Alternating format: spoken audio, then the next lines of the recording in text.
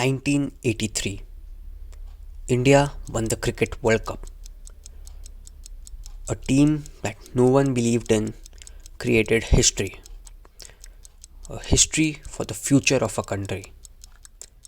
It was just one victory, but 1,000 lessons. Hey guys, this is Ronit, and welcome back to my YouTube channel. Today, I want to talk about a movie called 83, right? It released in the month of December, and almost everyone who saw it loved it.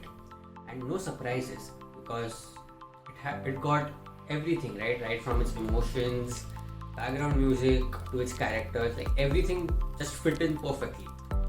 And I especially loved it. And like, to be honest, I watched this movie 3 times, right? The first time I went alone, it was a first day first show, and I had no intentions of watching it multiple times, but I just loved the movie and was really excited. I wanted everyone whom I knew, right, to watch this movie. So after 2 days, it was a Sunday, so I was like, let's take my family to the movie as well. I went with them, and after another like 1 week, I think it was 31st, and my friends were like, चलो कुछ plan बनाते हैं. So I was like, ठीक है चलो. I took them to 83 as well. Now, what I want to essentially talk about today are the lessons learned from the movie, right? This has a variety of lessons to offer in almost every domain, but the lessons that really stuck with me were the leadership lessons, right? Before we begin with the lesson, I want to talk about leaders and leadership, right? What is it exactly? Now, for most of us, the first thing that comes to our mind is the Prime Minister, President, or the CEO, whatever, right? I think that's a very limited form of leadership. Leadership is required in everyday situations as well. For example, right, if this house is set on fire for whatever reasons, right, and there are few members, and you are an active member, right, you need to take decisions. So at that point of time, you need all the leadership qualities with you, right? You have to convince people, you have to get people together and like, solve this problem. And I think the best definition of leaders and leadership is given by Simon Sinek. Here it goes. There are leaders and there are those who lead. Leaders hold a position of power or influence. Those who lead inspire us. Whether individuals or organizations, we follow those who lead not because we have to, but because we want to. We follow those who lead not for them, but for ourselves. Lesson 1. Communication is the pillar of leadership. No communication, no team. Whether it's the one leading or even the team members, right? Communication is a very important part to keep the team together. Now, whenever we talk about communication, part that is highlighted the most is speaking, right? But I don't think that's all, right? Speaking, yes, it's definitely a part of communication, but I like to divide communication in 3 parts. First one, speaking.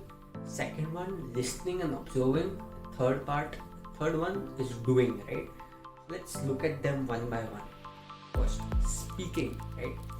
Now, when it comes to speaking, again, it can be divided into 2 parts: how you speak and what you speak. Now, sure, like how you speak, your oratory skills, your body language, all that matters, right?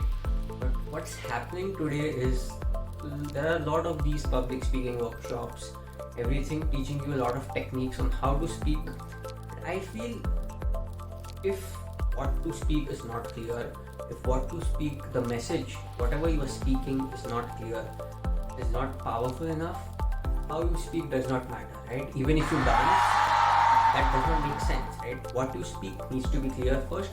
How you speak takes that communication one level higher, right? Now, even if you look at the movie, right, they've shown, Kapil Dev was not one of the greatest orators. I mean, his English was also not that great, right? But the words he spoke, right, came from his heart. Like, you could feel that they came from his heart, and he meant it, right? Second, now this is the most underrated thing people ignore. People think when it comes to leadership, it's all about speaking, giving those motivation speeches, whatever. But I think the most important quality of a leader is listening and observing, right? Because whenever you are speaking, it's just putting out whatever you already know, right? But when you're listening and observing your team members, actually learning, you're taking feedback, and that is what helps to take the team forward. The third part, doing. Now, this is a very cliche saying, right? Actions speak louder than words. In the movie, right? For example, there were many instances, right, where the media wrote rubbish about the Indian team, you know, made fun of them. Their team members were angry and they wanted Kapil Dev to fight back, right? Give a press statement. But Kapil Dev was very clear, right? He was like, it's better to show them on the ground rather than giving out statements, right? It doesn't make sense. So I think, yeah, communication, this is what sums up communication.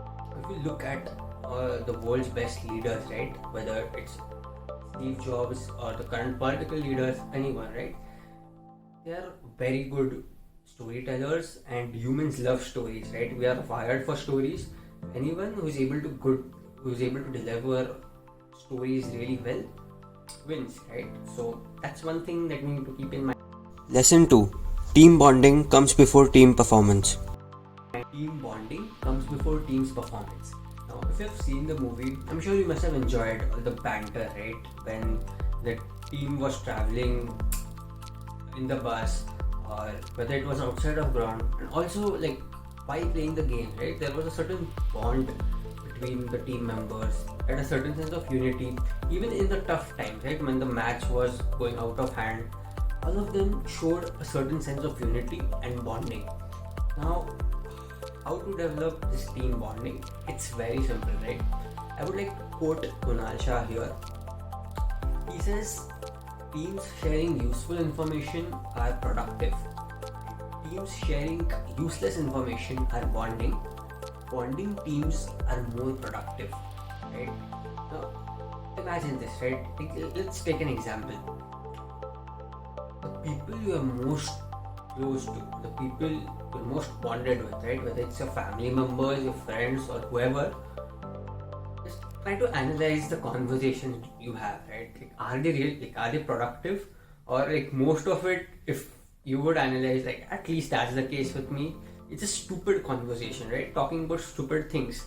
Although that might not be productive, but that is what leads to bonding. And that's how humans work.